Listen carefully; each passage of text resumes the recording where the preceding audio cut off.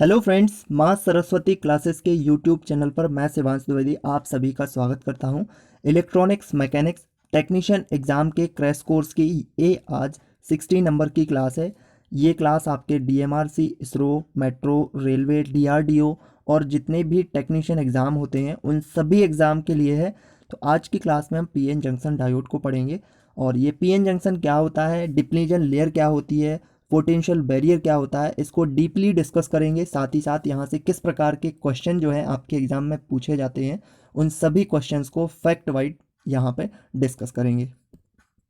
आज की class start करेंगे उससे पहले आप टेक्नीशियन एग्ज़ाम की अगर तैयारी कर रहे हैं, इलेक्ट्रॉनिक्स मैकेनिक्स के हमारे handwritten PDF notes course को ज्वाइन कर सकते हैं। इसमें आपको जितने भी आपके सिलेबस में टॉपिक हैं उनकी completely theory, handwritten theory है, ये कॉम्प्रहेंसिव तरीके से थ्योरी लिखी गई है और इसमें इंपॉर्टेंट एमसीक्यूज क्वेश्चंस हैं। बहुत आसान भाषा में आपको ये थ्योरी समझ में आएगी।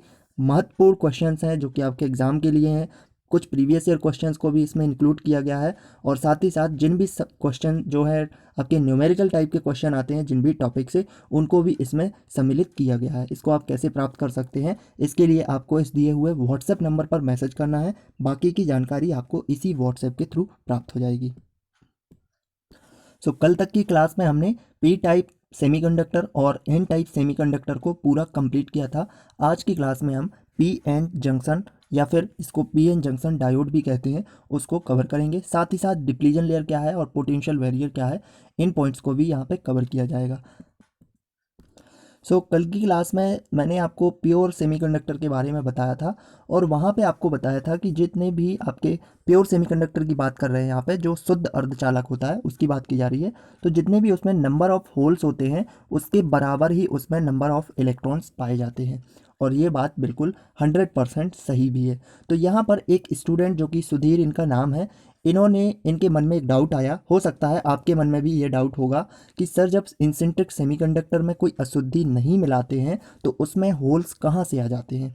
इन्होंने कहा है कि जो प्योर सेमीकंडक्टर है, इंसिंट्रिक का मतलब होता है प्योर सेमीकंडक्टर, इसमें जब कोई अशुद्धि नहीं मिलाई गई है तो उसमें होल्स कहाँ से आ गए हैं। ये बहुत ही अच्छा सवाल है। तो सबसे पहले हम इनके डाउट को कवर करते हैं, इनके डाउट्स को क्लियर करते हैं और अगर आपका भी कोई ऐसा डाउट होता है जो भी आपको टॉपिक पढ़ाया जा रहा है उससे रिलेटेड कोई डाउट है तो आप कमेंट में इसी तरीके से पूछ सकते हैं। हम नेक्स्ट क्लास में उसको सम्मिलित कर लेंगे। अगर आपका कमेंट जेन्युइन हुआ तो उसको सम्मिलित किया जाएगा और आपके डाउट को 100% यहाँ पे क्लियर किया जाएगा।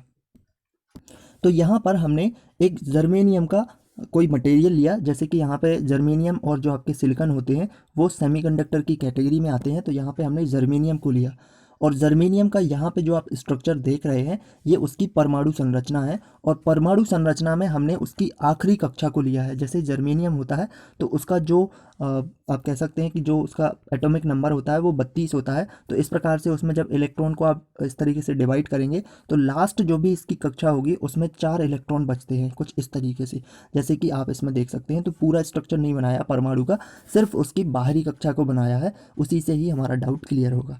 तो यहाँ पे आप देख रहे हैं, आपको एक चीज़ पता होगी कि जो सेमीकंडक्टर होता है, सेमीकंडक्टर जो मटेरियल होता है उसकी जो प्रॉपर्टी होती है वो कंडक्टर और इंसुलेटर के बीच की होती है। कंडक्टर और इंसुलेटर के बीच की मतलब कहने का ये है कि एक परिस्थिति ऐसी होती है कि वो सेमीकंडक्टर इंसुलेटर की तरह भी काम करने लगता है और एक सिचुएशन ऐसी होती है कि वही सेमीकंडक्टर एक कंडक्टर की तरह काम करने लगता है।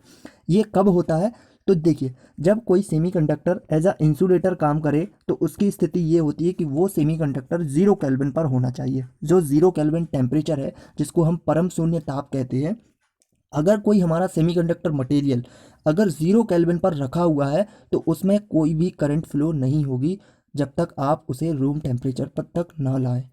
कहने का मतलब क्या हुआ कि अगर हमारा सेमीकंडक्टर यहाँ पे आप देख रहे हैं ये 0 केल्विन की कंडीशन को दर्शा रहा है। 0 केल्विन क्या होता है, परम शून्य ताप होता है और उस टाइम पे हमारा जो सेमीकंडक्टर होता है उसके जितने भी बाहरी कक्षा के इलेक्ट्रॉन हैं, जैसे 4 इलेक्ट्रॉन हैं, तो वो बाहर के जो इलेक्ट्रॉन है वो दूसरे ही टाइप के सेमीकंडक्टर यानी कि दूसरे टाइप की उसकी जो स्ट्रक्चर है उसी में किसी दूसरे जर्मेनियम के परमाणु से कंबाइंड हो जाते हैं, जिसको सहसंयोजक बंध के माध्यम से ये एक दूसरे से जुड़ जाते हैं। जैसे कि यहाँ पे देख रहे होंगे, एक ये वाला जर्मेनियम का एग्जांपल लेते हैं हम, सॉरी ये वाला जर्मेनियम का एग्जाम्पल लेते हैं तो इसकी बाहरी कक्षा में 4 इलेक्ट्रॉन है और इसी के बगल में भी एक जर्मेनियम है, क्योंकि कोई भी मटेरियल होगा तो वो परमाणु से ही मिलकर बना होगा ना। तो एक जैसे आप एक छोटा सा कोई टुकड़ा लें तो उसमें हजारों परमाणु हो सकते हैं, तो ऐसे ही इसमें बहुत सारे परमाणु हैं और इस तरीके से सभी का 4-4 इलेक्ट्रॉन उसकी बाहरी कक्षा में होगी। आपको पता है कि इनके बीच जो बंध बनता है वो सहसंयोजक बंध बनता है और ये बंध जो है कुछ इस तरीके से बन गया है, यानी एक इलेक्ट्रॉन को इधर से इसने कंबाइन किया और एक इलेक्ट्रॉन ये इधर से कंबाइन किया और ये एक दूसरे से जुड़ गए हैं, केमिकली इनका बॉन्डेशन हो गया है।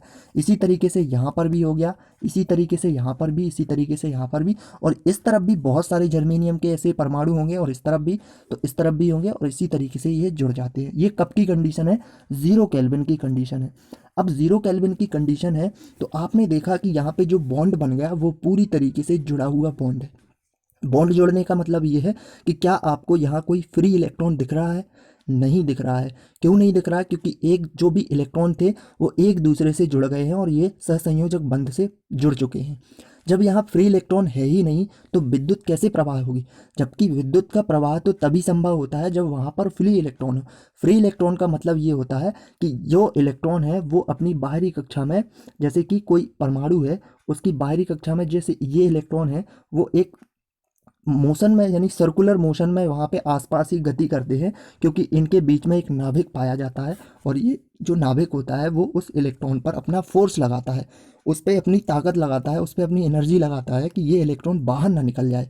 और जैसे ही आप कोई बाहर से एनर्जी देते हैं तो फिर वो इलेक्ट्रॉन इस अपनी पर्टिकुलर कक्षा से बाहर निकल जाता है, उस परमाणु से बाहर नहीं निकलेगा, उस कक्षा से बाहर निकलेगा। यानी कि इसकी अगर ये वाली कक्षा है, गोल गोल इस वाली कक्षा पे घूम रहा है ये इलेक्ट्रॉन, तो क्या होगा कि जब आप बाहर से कोई एनर्जी देंगे, बाहर से कोई एनर्जी देते हैं तो वो इलेक्ट्रॉन सिर्फ इस कक्षा को, इस पर्टिकुलर पाथ को छोड़ देता है, इस पर्टिकुलर जो सर्कुलेशन मोशन है उसकी, उस कंडीशन को छोड़ के वो वहीं रहता है, उसी परमाणु में रहता है, पर बाहर आ जाता है वो इस कक्षा से। और इसी इलेक्ट्रॉन को क्या कहा जाता है? फ्री इलेक्ट्रॉन कहा जाता है। और इसी स्थिति को कहते हैं, जब कोई इलेक्ट्रॉन इस तरीके से सहसंयोजक बंध में बंधा हुआ होता है तो उसको कहा जाता है कि ये बैलेंस बैंड में है अपना इलेक्ट्रॉन। जब वही इलेक्ट्रॉन अपनी कक्षा को छोड़ के उसी जगह पर रहता है, उसी परमाणु में रहता है, बस वो सर्कुलर मोशन को फॉलो नहीं कर रहा है, बस वो उस पर न्यूक्लियस फोर्स नहीं लग रहा है, तो क्या होगा कि वो इलेक्ट्रॉन कंडक्शन बैंड में आ चुका है, यानी कि चालक बंध में आ चुका है। ये तो कंडीशन थी, मैंने आपको 0 केल्विन की कंडीशन बताई, यानी कि परम शून्य ताप था। तो परम शून्य ताप पर क्या होगा कि कुछ भी यहाँ पे आपका इलेक्ट्रिसिटी फ्लो नहीं होगी आपके इस वाले सेमीकंडक्टर में, जबकि ये है तो सेमीकंडक्टर ही, पर फिर भी यहाँ कोई इलेक्ट्रिसिटी फ्लो नहीं होगी। अब क्या हुआ कि रूम टेम्परेचर पर आया, आप रूम टेम्परेचर का एवरेज आप टेम्परेचर मान सकते हैं 25 डिग्री सेंटीग्रेड, या अगर आप इसको केल्विन में लेंगे तो 270 समथिंग हो जाएगा, ये 298 के आसपास ये मान सकते हैं आप। तो अगर आप इसे रूम टेम्परेचर पर लेके आते हैं, रूम टेम्परेचर का मतलब जो आप आसपास जो आपका कमरे का तापमान है उसकी बात कर रहे हैं, तो रूम टेम्परेचर पर ही क्या होगा कि जो सहसंयोजक बंध होते हैं उनमें इतनी पावर नहीं होती है जितनी की आपकी बाकी के बॉन्डों में पावर होती है। तो ये क्या होंगे, ये टूट जाते हैं। टूटने का मतलब क्या हुआ कि ये एक दूसरे से अब कंबाइन नहीं होंगे, एक इलेक्ट्रॉन यहाँ से निकल जाएगा और एक इलेक्ट्रॉन यहाँ से निकल जाएगा, यानी ये एक दूसरे से कंबाइन नहीं है। अब ये बाहर आ चुके हैं, ये अपनी कक्षा को भी फॉलो नहीं कर रहे हैं, और क्या हुआ कि यहाँ पे ये बाहर आ गए हैं, तो ये तो इलेक्ट्रॉन बन गए, यानी कि ये इलेक्ट्रॉन यहाँ से टूट के, मान लीजिएगा एक ही इलेक्ट्रॉन यहाँ से टूट के बाहर आ गया, ये तो अपनी जगह पे रहा। एज अ एग्जाम्पल बात कर रहे हैं हम, ये भी टूट सकता है, अगर आप वहाँ पे एनर्जी दे रहे हैं तो इसमें भी टूटने की कोई वो नहीं है, असंभावना नहीं है। तो जैसे ये इलेक्ट्रॉन अगर टूट गया तो यहाँ पर क्या होगा कि इलेक्ट्रॉन की कमी हो गई। अभी जो इस बॉन्ड में ये इलेक्ट्रॉन बंधा हुआ था वो इलेक्ट्रॉन यहाँ आ गया है, बाहर आ गया है, तो यहाँ पे इसकी कमी हो गई। अब आपने सोचा कि यहाँ पे जब इलेक्ट्रॉन आ गया तो ये क्या हो गया, आपका इलेक्ट्रॉन बन गया। जब जहाँ पर कमी हो गई वहाँ पे क्या बन गया, होल्स बन गया। यही तो बात होती है, हमारे किसी भी परमाणु में अगर इलेक्ट्रॉन की कमी होती है तो वो पॉजिटिवली चार्ज हो जाता है, यानी उस पर धनावेश आ जाता है। और इसमें क्या हुआ कि इस जो बॉन्ड था वहाँ से इलेक्ट्रॉन टूट गया है और वहाँ से इलेक्ट्रॉन बाहर आ गया है। बस यहाँ पे जो होल था, होल का मतलब क्या हुआ कि वहाँ पे पॉजिटिवली चार्ज आ गया। अब वो उसकी ऐसी मतलब इच्छा है कि यहाँ पे कोई इलेक्ट्रॉन आ जाए और इस जगह को फिल कर दे। कहने का मतलब यही है ना। ऐसे बहुत सारे बॉन्ड टूट सकते हैं, ये वाला बॉन्ड भी टूट जाएगा मान लो, तो यहाँ पर भी इलेक्ट्रॉन बाहर आ जाएगा और यहाँ पे होल की कमी हो जाएगी। ऐसे ये वाला इलेक्ट्रॉन भी टूट सकता है, यहाँ पे बाहर आ जाए। तो आपने देखा कि जितने बॉन्ड टूटते हैं, जितने भी इलेक्ट्रॉन इस बॉन्ड से बाहर आते हैं, उतने ही होल्स बन रहे हैं। इसीलिए मैंने आपको कल बताया था कि नंबर ऑफ इलेक्ट्रॉन्स, ये हम प्योर की बात कर रहे हैं, कोई इम्प्योर या इंसिंट्रिक एक्सट्रिंसिक की बात नहीं कर रहे हैं। ये हमने प्योर सेमीकंडक्टर की बात की है। प्योर मतलब शुद्ध अर्धचालक, जिसमें हमने कोई भी अशुद्धि नहीं मिलाई है। तो मैंने वहाँ पे बताया था कल कि नंबर ऑफ इलेक्ट्रॉन्स और नंबर ऑफ होल्स जो होते हैं वो बराबर होते हैं। अब आपको समझ में आ गया होगा कि ये नंबर ऑफ इलेक्ट्रॉन्स और नंबर ऑफ होल्स आखिर बराबर क्यों होते हैं, इसका रीज़न क्या होता है। तो ये पूरी कहानी थी आपको, जो आपका डाउट था, जो जिनके द्वारा डाउट किया गया था, शायद आपके मन में भी ऐसा ही डाउट आ रहा होगा कोई, तो उनका ये डाउट आई थिंक क्लियर हो गया होगा। अगर आपका भी कोई डाउट है तो सब्जेक्ट से रिलेटेड डाउट पूछना, टॉपिक से बाहर का कोई क्वेश्चन मत पूछना, क्योंकि यहाँ से फ्लो टूट जाएगा। बहुत सारे बच्चे देखते हैं तो फिर उन्हें लगता है कि पता नहीं क्या चल रहा है, वो बीच से उस यानी कि एक फ्लो टूट जाता है। तो आप टॉपिक से अगर डाउट पूछते हैं तो मैं भी आपके डाउट को इसी तरीके से आगे के वीडियोज़ में उसको सम्मिलित करूँगा और आपके क्वेश्चन का ज़रूर जवाब दूंगा। तो आइए अब आगे की क्लास को कंटिन्यू करते हैं। तो अब हमारा बनता है पी टाइप का एक हमने मटेरियल बनाया था कल, और एन टाइप का मटेरियल बनाया था। फिर क्या सोचा गया कि अगर पी टाइप और एन टाइप दोनों के मटेरियल को मिला दें तो क्या बन के तैयार होगा। ऐसे ही कुछ साइंटिस्ट ने किया और इससे बन के तैयार हुआ हमारा P N junction diode. P N junction diode तैयार हुआ। पी एन जंक्शन क्यों कहा गया इसे, क्योंकि यहाँ पर जैसे हमारा कोई दो अलग अलग टाइप के मटेरियल थे, एक पी टाइप का था और एक एन टाइप का था, उसको हमने आपस में मिला दिया एक स्पेशल मेथड के तौर पे, तो यहाँ पर एक जंक्शन बन जाता है। जंक्शन का मतलब एक परत बन जाती है। यानी कि आपको एक चीज़ और याद रखनी होगी कि कोई भी हमारा अगर डायोड आपके एग्ज़ाम में पूछा जाए तो वहाँ पर अगर एक क्वेश्चन शायद इसरो में पूछा गया था कि बताइए, कोई ट्राइक के बारे में पूछा था कि ट्राइक में कितनी परतें होती हैं, ट्राइक में कितनी परतें होती हैं। तो ट्राइक में 5 परत होती है, क्योंकि वहाँ पे 5 जंक्शन बनते हैं, इसलिए उसमें 5 परत होती है। तो यहाँ पर आपने देखा कि एक परत बन रही है। परत का मतलब क्या है, कोई एक वस्तु के ऊपर कोई दूसरी वस्तु रखी हुई है और उसके बीच में जो यानी कि कुछ ऐसी चीज़ है जो उन दोनों को फिजिकली कनेक्ट कर रही है, तो उसी को तो हम परत कहते हैं। तो ये क्या हो गया, एक परत बन गई है, इसी को हमने जंक्शन कह दिया है। सबसे पहले इसके सिंबल की बात करते हैं। तो सिंबल हम कुछ इस तरीके से इसको डिनोट करते हैं। सिंबल क्या है, नॉर्मली सिंबल कुछ नहीं है, एक जगह पे इसको इस तरीके से ट्राइंगल बनाते हैं और एक जगह पे इस तरीके से इसको लाइन बनाते हैं, और यहाँ और इस तरीके से जो ट्राइंगल वाला पार्ट होता है उसको पी से डिनोट किया जाता है, और जो इस तरफ वाला हिस्सा होता है उसको एन से डिनोट किया जाता है। सिंबल को याद रखना, सिंबल एग्जाम में पूछा जाता है। अब बात करते हैं हम डिप्लीजन लेयर की। ये डिप्लीजन लेयर क्या है, इसके बारे में थोड़ा सा डिस्कस करते हैं। तो आपको पता है कि जो पी टाइप का मटेरियल होता है, जो भी पी टाइप का आपका सेमीकंडक्टर होता है, उसमें जो मेजॉरिटी कैरियर्स होंगे, यानी कि जिनकी संख्या ज़्यादा होगी, उनकी संख्या ज़्यादा होगी होल्स की। और होल्स यानी कि होल्स का मतलब क्या हुआ कि वो पॉजिटिवली चार्ज है, उस पर क्या है कि पॉजिटिव का चार्ज पाया जाता है। तो होल्स में क्या होगा कि यहाँ पर आपके ये इस तरीके से होल्स होंगे, और आपको पता है कि कुछ माइनॉरिटी कैरियर्स भी तो होंगे वहाँ पर। कुछ जैसे अगर कुछ मेजॉरिटी कैरियर्स हैं तो कुछ माइनॉरिटी कैरियर्स भी होंगे। तो ये माइनॉरिटी कैरियर्स में यहाँ पे इलेक्ट्रॉन जो है इस तरीके से बना दिए हैं हमने।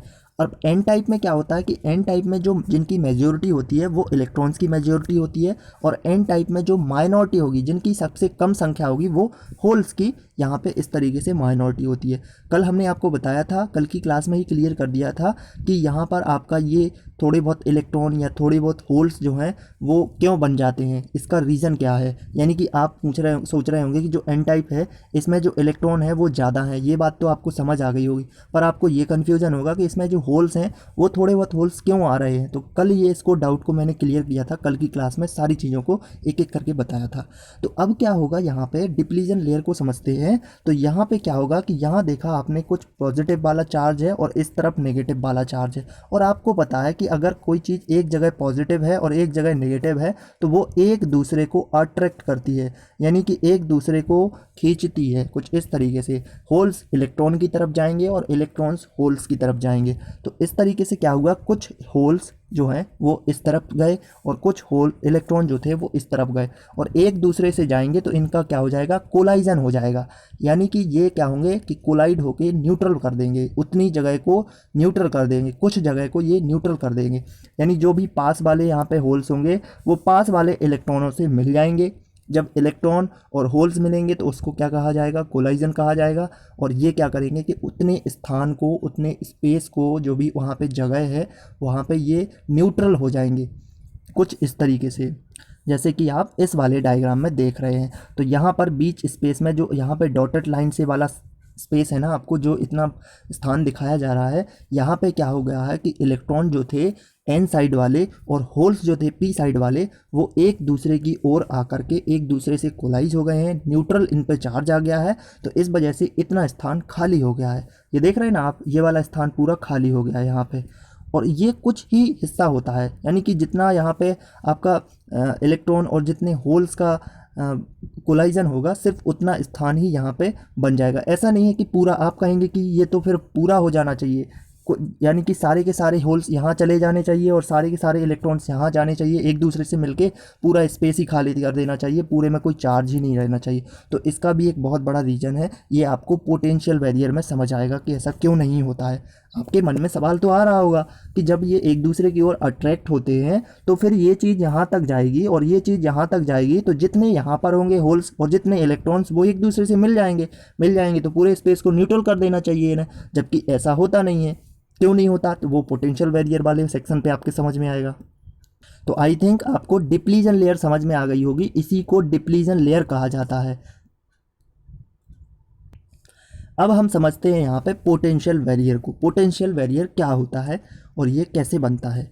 आपको पता है कि पी साइड में क्या होंगे, होल्स होंगे, इन पे क्या चार्ज होगा, मेजॉरिटी में पॉजिटिव चार्ज होगा। एन साइड में क्या होंगे, इलेक्ट्रॉन्स होंगे, इन पे क्या चार्ज होगा, मेजॉरिटी कैरियर्स पर इलेक्ट्रॉन, यानी कि नेगेटिव चार्ज होगा। लेकिन यहाँ पर आपको ये पता होना चाहिए कि पी में जो मेजॉरिटी थे वो तो होल्स थे, चलिए एक बात समझ में आ गई। पर दूसरी बात, यहाँ पे कुछ माइनॉरिटी कैरियर्स भी तो होंगे।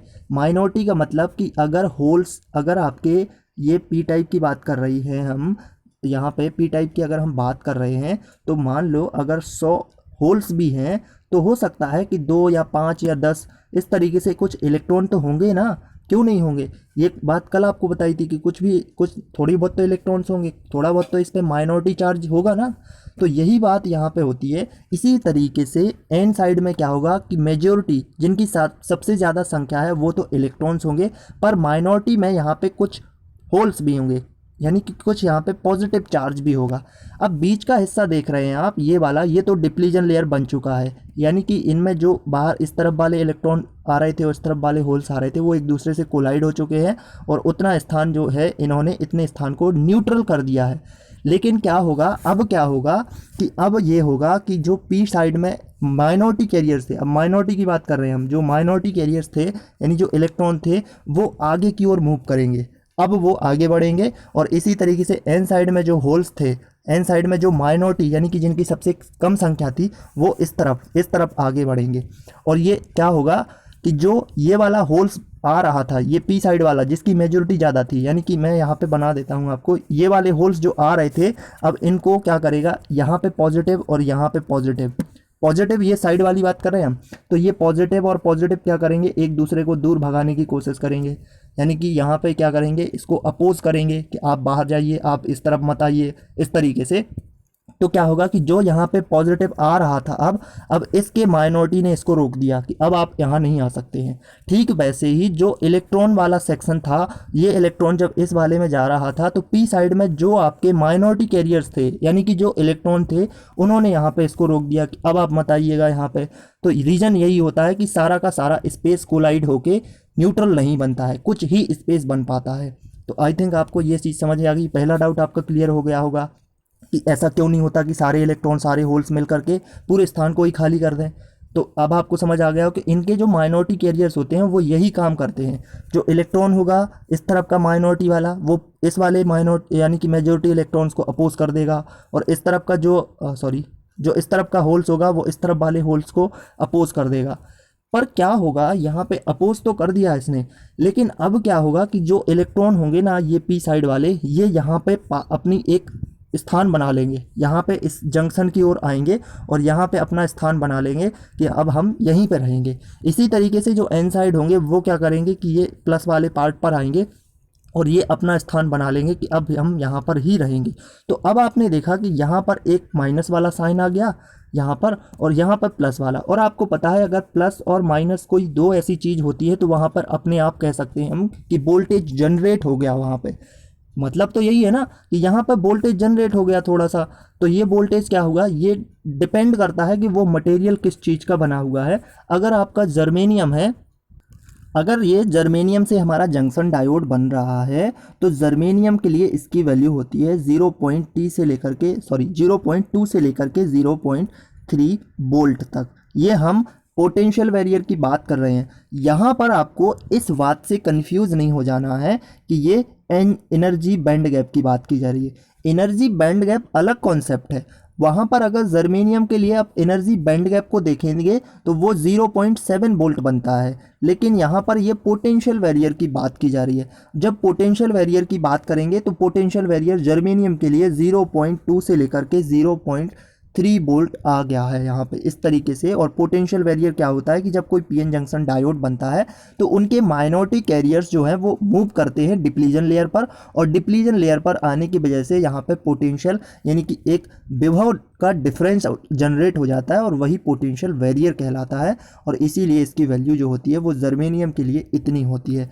ठीक वैसे ही अगर ये मटेरियल हमारा सिलिकॉन का बना होता तो सिलिकॉन के लिए जो पोटेंशियल वैल्यू होती है, पोटेंशियल बैरियर की वैल्यू होती है वो होती है 0.7 वोल्ट, 0.7 वोल्ट।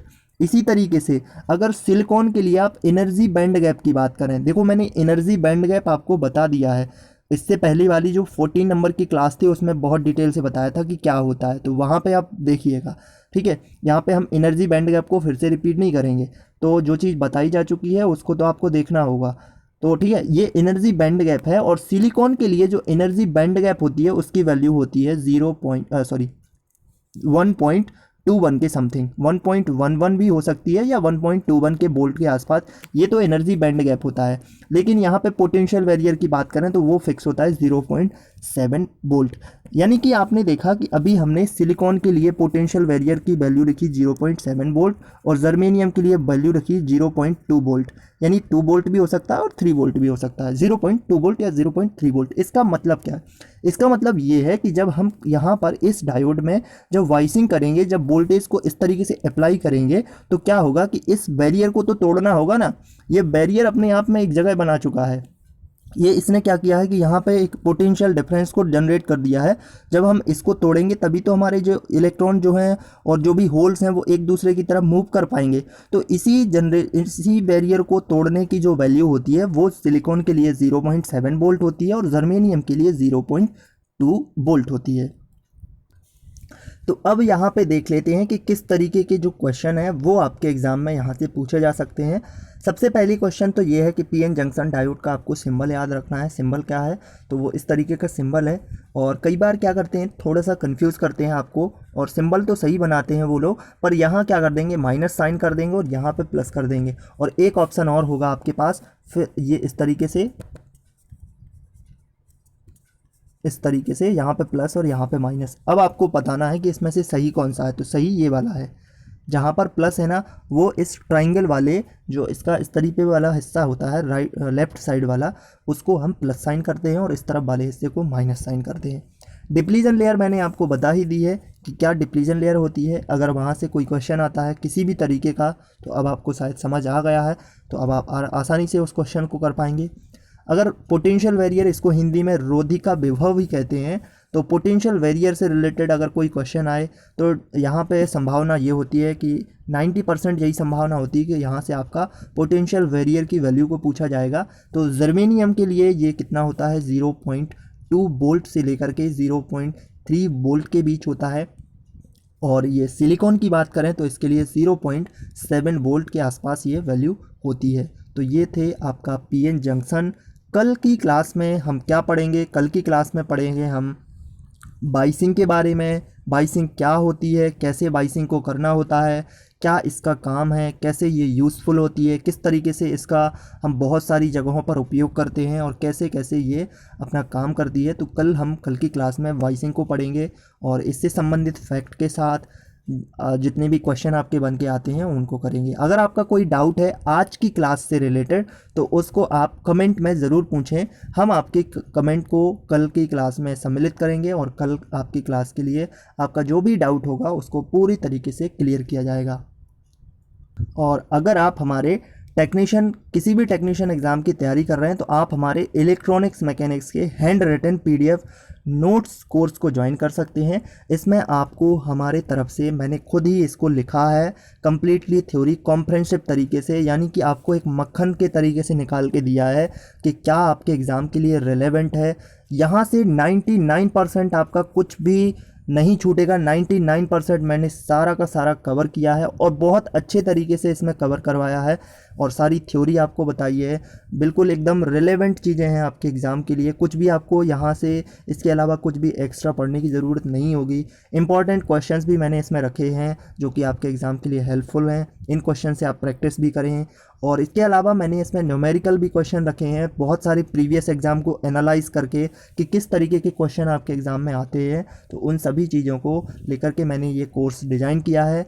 पीडीएफ कोर्स है, हैंड रिटन है, हिंदी भाषा में उपलब्ध है और ये आप इसको कैसे प्राप्त कर सकते हैं इसके लिए आपको इस व्हाट्सएप नंबर पर मैसेज करना है। बाकी की जानकारी आपको यहीं से मिलेगी। और आज के वीडियो को देखने के लिए थैंक यू। और चैनल पर नए हैं तो सब्सक्राइब कर लेना, बेल आइकन प्रेस कर देना, वीडियो को लाइक करना, अपने फ्रेंड्स के साथ ज़रूर शेयर करना।